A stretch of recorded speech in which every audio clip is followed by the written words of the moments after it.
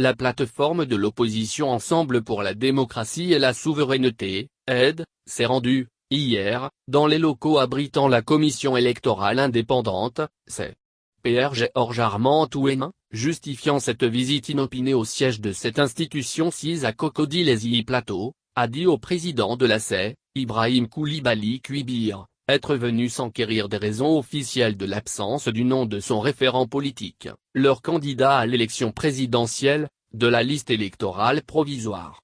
Laurent Gbagbo est un citoyen ivoirien, un ancien président de la République de Côte d'Ivoire. Nous avons été surpris de ne pas voir son nom, a-t-il fait savoir dans la salle de réunion de la CE où la délégation de AIDE a été reçue. La tête de file de la plateforme AIDE était accompagnée de Hubert Ouley et Sébastien Danon-Djedje, deux cadres de cette organisation politique. Le premier responsable de l'organe électoral ivoirien, qui a dit sa joie de recevoir les visiteurs, s'est félicité de leur démarche. Les partis politiques ne sont pas nos adversaires. Ce sont nos alliés. La Constitution prescrit que c'est la CE qui est chargée d'organiser les élections. Et vous en tant que parti politique, vous avez vocation à conquérir le pouvoir d'État par le biais des élections.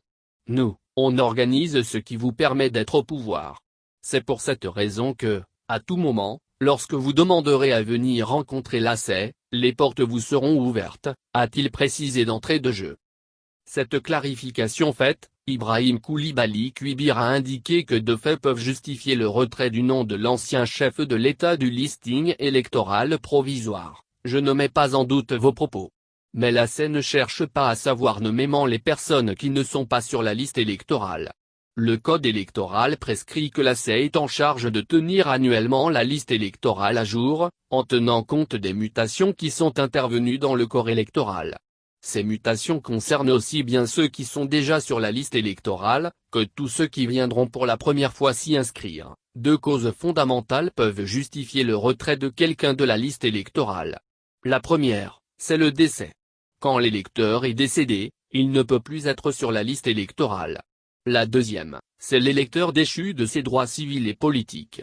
Il ne peut pas non plus être sur la liste électorale, a-t-il expliqué aux responsables de AIDE.